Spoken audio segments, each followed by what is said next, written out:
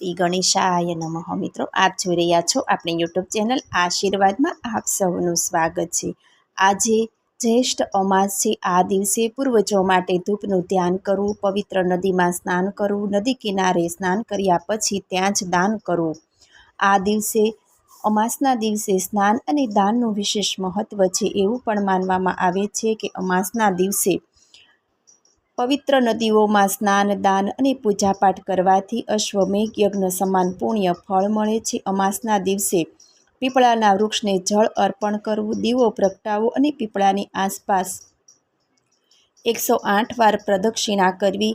અને એવું પણ માનવામાં આવે છે કે આ ઉપાયો પિતૃદોષથી રાહત અપાવે છે. અમાસના દિવસે ઓમ આદ્યભૂતાય વિમહે સર્વૈશ્વર્યાય ધીમહિ શિવ શક્તિ સ્વરૂપે પિતૃદેવો પ્રચોદયાત મંત્રનો પાઠ કરવો તથા આ દિવસે ગીતાજીના 7મા અધ્યાય જ્ઞાન વિજ્ઞાન યોગના પાઠ કરવા. તો આજે આપણે આ વિડીયોમાં સાંભળીશું પિતૃ મોક્ષ દેનાર આજે અમાસના દિવસે 7મો અધ્યાય જ્ઞાન વિજ્ઞાન યોગના સારાંશ મહાત્મ્ય વિશે આજે આપણે આ વિડીયોમાં સાંભળીશું. જો આપને મારો વિડીયો પસંદ આવે તો લાઈક કરજો, શેર કરજો અને પહેલીવાર જો આ વિડીયો આ ચેનલમાં જોઈ રહ્યા હોય તો સબસ્ક્રાઈબ કરજો, જેથી મારા નવા વિડીયોની માહિતી તુરંત આપ સુધી પહોંચે.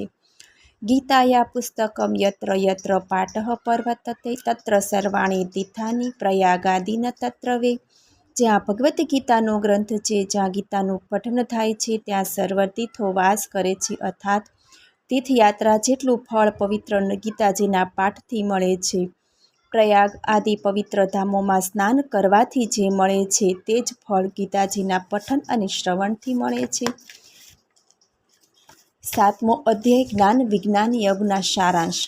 7મા અધ્યાયમાં શ્રી કૃષ્ણે પોતાના પૂર્ણ રૂપને જાણનાર મનુષ્યની પ્રશંસા કરી છે. તેમણે જણાવ્યું છે કે જ્ઞાન યોગ જાણ્યા પછી આ લોકમાં કશું બીજું પણ જાણવાનું બાકી રહેતું નથી. હજારો મનુષ્યોમાંથી કોઈક સિદ્ધિ માટે પ્રયત્ન કરે છે ને તેમાંથી મને સત્ય સ્વરૂપે જાણનારું કોઈક જ છે. સમગ્ર જગતનો ઉત્પન્ન કરતા ને સંહાર કરતા પણ હું જ છું. મારી ગુણમયી દેવી માયા પાર કરવી મુશ્કેલ છે.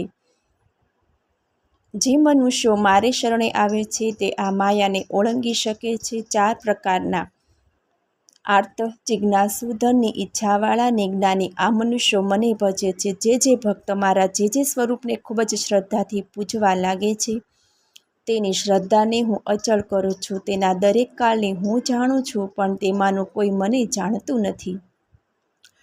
ઈચ્છા અને દ્વેષને લીધે સૌ પ્રાણીઓ મોહ પામે છે, પરંતુ જે પુણ્યશાળી આત્માઓના પાપનાશ પામ્યા છે તેઓ રાગ દ્વેષના મોહથી છૂટી હંમેશા પરમાત્માને ભજે છે. 7મો અધ્યાય જ્ઞાન વિજ્ઞાન યોગ. શ્રી કૃષ્ણ અર્જુનને આગળ કહે છે કે હે પાર્થ, મારામાં જે પોતાનું ચિત્ત પોરવે છે, મારો આશ્રય લે છે તેવો જો તું થઈશ તો હવે કોઈ પણ જાતની શંકા વગર મને પૂર્ણ રીતે જે ઓળખી શકે તે રીત તું હવે સાંભળ. હું તને મારા અનુભવનું સંપૂર્ણ જ્ઞાન કહું છું. આ જાણીને તારે બીજું કંઈ પણ જાણવાનું બાકી રહેતું નથી. સિદ્ધિ મેળવવા હજારો મનુષ્યો યત્ન કરે છે, એમાંના કોઈક જ મારા સાચા સ્વરૂપને ઓળખી શકે છે. પૃથ્વી, જળ, અગ્નિ, વાયુ, આકાશ, મન, બુદ્ધિ અને અહંકાર આ 8 પ્રકારમાં મારી પ્રકૃતિ વહેંચાયેલી છે. આ 8 પ્રકારની મારી પ્રકૃતિને અપરા પ્રકૃતિ કહેવામાં આવે છે અને તેનાથી જુદી જીવ સ્વરૂપા પરા પ્રકૃતિ છે. આ પ્રકૃતિ વડે જ જગતને ધારણ કરવામાં આવ્યું છે. આ 2 પ્રકૃતિથી જડ ચેતન ઉત્પન્ન થયું છે. હું સમસ્ત જગતને ઉત્પન્ન કરનાર અને નાશ કરનાર છું. આથી મારાથી વધુ કોઈ શ્રેષ્ઠ નથી. જળમાં રસ, સૂર્ય ચંદ્રમાનું તેજ ને સર્વ વેદોમાં પ્રણવ ઓમકાર, આકાશમાં શબ્દ અને મનુષ્યોમાં પુરુષોત્તમ, પૃથ્વીમાં ગંધ, અગ્નિમાં તેજ, સર્વ પ્રાણીઓનું જીવન, તપસ્વીઓનું તપ, જીવોનું સનાતન બીજ પણ હું જ છું. બુદ્ધિમાનોની બુદ્ધિ ને તપસ્વીઓનું તેજ, સર્વ પ્રાણીઓમાં કામ ને સાત્વિક, રાજસિક, તામસિક ભાવોનો સર્જક પણ હું જ છું. હું એમનામાં નથી, પણ તેઓ બધા મારે આધીન થઈને મારામાં છે. મારી આ ગુણમયી દેવી માયાને તરવી મુશ્કેલ છે. તેઓ શરણે આવે છે તે આ માયાને તરે છે. મારે આ માયાને કારણે જેનું જ્ઞાન નાશ પામ્યું છે એવા દુષ્કર્મ કરનારા મને ઓળખી શકતા નથી, તેથી તેઓ મારે શરણે આવતા નથી. દુઃખી, જિજ્ઞાસુ, વિષયી ને જ્ઞાની, આ 4 પ્રકારના સદાચારી પુરુષો મને ભજે છે. આમાં પણ નિત્ય સદાચારી મને ભજનાર જ્ઞાની શ્રેષ્ઠ છે. આવા જ્ઞાનીને હું ઘણો પ્રિય છું. એવો જ્ઞાની મને પ્રિય છે. જ્ઞાની તો મારો આત્મા છે, કેમ કે તે એકચિત થઈને મારો આશ્રય કરી રહ્યો છે. આ જ્ઞાની વાસુદેવ રૂપે એવા યોગી અતિ દુર્લભ છે. જે મનુષ્યો પુત્ર, કીર્તિ, શત્રુ, વિજય આદિ વિષયોની ઈચ્છાથી વિવેકહીન બની ગયા છે, તે ભૂત, પ્રેત, યજ્ઞ આદિ દેવતાનું ભજન કરે છે ને પૂર્વજન્મની વાસના અનુસાર તે દેવતાઓની આરાધનાના નિયમોનું પાલન કરી ને દેવતાના સ્વરૂપને પૂજવા ઈચ્છે છે, તેને તે દેવતામાં હું દ્રઢ કરું છું. આથી કરીને તે ભક્ત દ્રઢ શ્રદ્ધાથી તે દેવનું પૂજન કરી તે દેવો દ્વારા ઈચ્છિત ભોગ પ્રાપ્ત કરે છે. આ કામ મારી મારફત થયેલું છે, કેમ કે તે દેવો પણ મારું જ સ્વરૂપ છે. હું પોતાની યોગ માયાથી છૂપો રહું છું. આથી બધા આગળ હું જાહેર થતો નથી. અજ્ઞાનીઓ મને જન્મરહિત અવિનાશી જાણતા નથી. હું ભૂત, વર્તમાન ને ભવિષ્યકાળના બધા પ્રાણીઓને જાણું છું, પણ મારી માયાથી મોહ પામેલ મને કોઈ ઓળખી શકતું નથી. આ સંસારમાં સ્થૂળ દેહ ધારણ કરીને તેની પ્રતિકૂળતામાં ઈચ્છા ને તેની પ્રતિકૂળતામાં દ્વેષ હોવાથી ઉત્પન્ન થયેલ ઠંડી, ગરમી, સુખ, દુઃખ આદિ દ્વંદ્વમાં મોહિત થાય છે. પણ પુણ્યાત્મા પાપરહિત, રાગ, દ્વેષ, દ્વંદ્વથી મોહમુક્ત અને દ્રઢ વ્રતવાળા હોય છે. આથી તેઓ મને ભજે છે.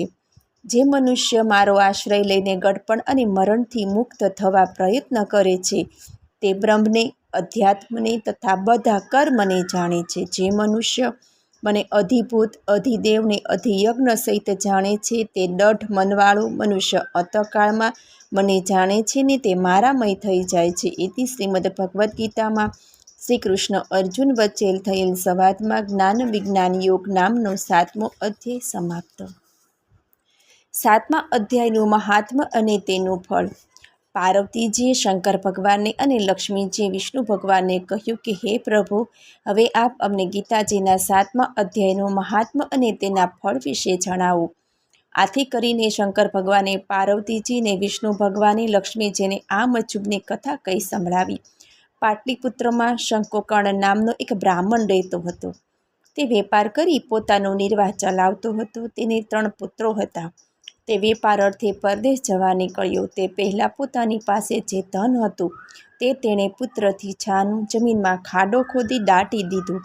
પરદેશમાં કમનસીબે ઓચિંતા સાપ કરડવાથી તેનું મરણ થયું. એક દિવસ સર્પયોનિથી કંટાળી જતાં તેણે પોતાના પુત્રોને સ્વપ્નમાં આવીને કહ્યું કે બેટા, હું સર્પયોનિમાં પીડાઈ રહ્યો છું, તેમાંથી મારો ઉદ્ધાર કરો.